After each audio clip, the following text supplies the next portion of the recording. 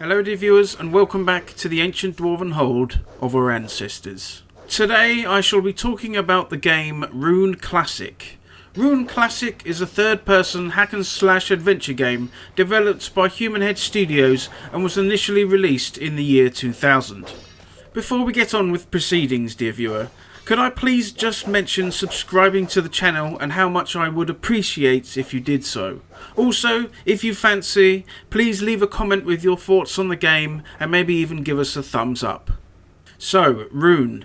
This is a bit of an old classic and one that has got a good reputation even now, nearly 25 years from its initial release. The version I'm covering here, in the ancient hold of mighty dwarven warriors of old, is the updated Rune Classic that was released in 2012 that includes the multiplayer expansion, some new enemies and several redesigned levels. In Rune, you take control in the third person of a Viking warrior known as Ragnar. You must use all and every weapon available to you as you hack and slash your way through numerous levels of nasties and clamber through obstacles in a bid to stop Ragnarok and the end of the world.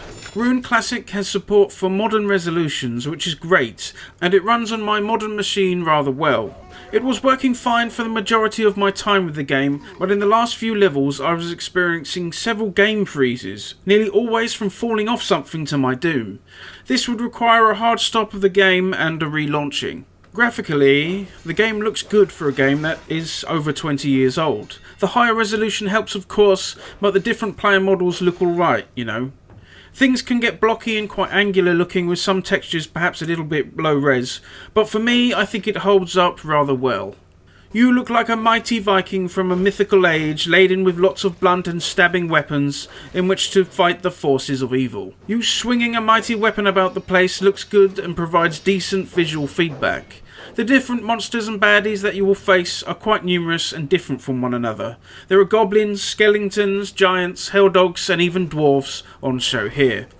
Though I must protest at the use of the dwarven race as evil and looking like strange creatures rather than mighty heroes of the land and missing their awesome beards to boot. I guess it is some gross perversion of the dwarves and not of course a reflection of how righteous and awesome real dwarves are.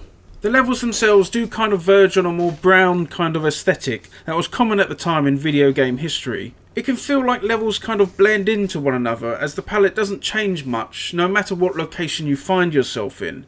I guess we must understand that this is kind of the vibe at the time and the developers were limited to what they could do with the technology. You could argue as the sort of grim bleak setting of the game that was grim and bleak as you strive to overcome evilry. Sure, but it would have been nice to see a little more colour here and there. The sound design, from what I hear, get it? Hear? Oh, is very good and the sound in game provides a good atmosphere through which to battle evil. Proceedings feel murky and sinister, resembling your plight in treacherous locales full of nasties that wish to do you in. There is some voice lines in the game, with the god Odin and various key characters being fully voiced. The main bad guys are voiced as well, and though they can come across a little silly at times, do a pretty good job of sounding evil, which is nice. You begin the game in your village, embarking on a trial by combat as you hope to become one of the Odin's Blade, a group of warriors which protect all of the runestones, which are magical wards used to imprison the evil god Loki, preventing him from unleashing the end times known as Ragnarok.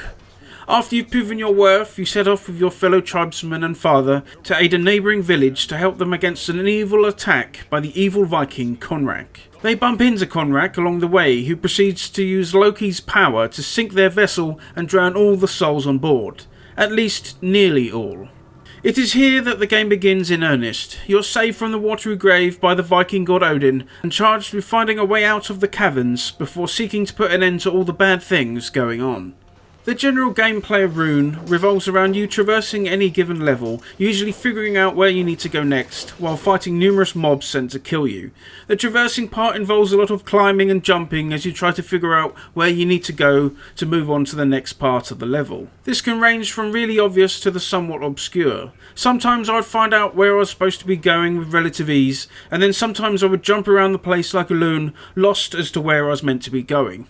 You really need to be looking all around you for any sort of platform or ledge or something that you might be able to climb onto or get to in some way. There are switches and levers throughout the levels too that you'll need to keep an eye out for, which will open up other parts of the level. They do not always seem obvious and can be hidden within plain sight. I think perhaps it could be that I don't really play these sorts of games very much, and so don't really have an eye for finding these hidden ways in which to progress through a level. It was alright though, and I didn't become too stressed. As Ragnar finds his way through the different levels, you'll come across many different types of weaponry. These fall into the three categories of sword, axe or mace.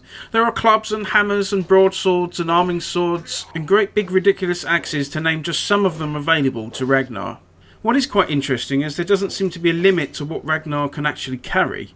I ended up with about 4 or 5 different weapons of each type, which you could cycle through using the button for each. It kind of felt like an old shooter where you could simply carry every weapon possible, eager to dish out punishment in all sorts of ways. The different weapons appear to have different damage numbers, along with speed and perhaps certain weapons working better on different enemies, I think. I'm not totally sure. What was different with each weapon was the special power in which you could invoke. You see, as you play, you'll discover special rune stones on the ground that will provide you with rune power. You can use this rune power to power up your currently equipped weapon for a certain amount of time. Different weapons require different amounts of rune power, so you need to keep an eye on that. Combat is quite visceral and it feels good. You can swing your weapon about the place with your movement having some sway on your attack. You can equip a shield with certain weapons, giving you a bit more protection, but the later big weapons you can only wield alone. Movement and consideration of your opponents are key to defeating baddies. You could maybe get away with swinging wildly with abandon on the earliest monsters, but later on you will definitely need to watch the enemy is doing and where you are standing and how you are moving. Some bad guys can bring your health down very quickly and kill you should you not respect them. You're able to throw your current weapon at the enemy or wherever you like, doing some alright damage and perhaps dislodging something for you to use. You will either need to pick up the weapon again or find another one on your travels. Luckily the game is packed with them, so you should find a replacement fairly easily.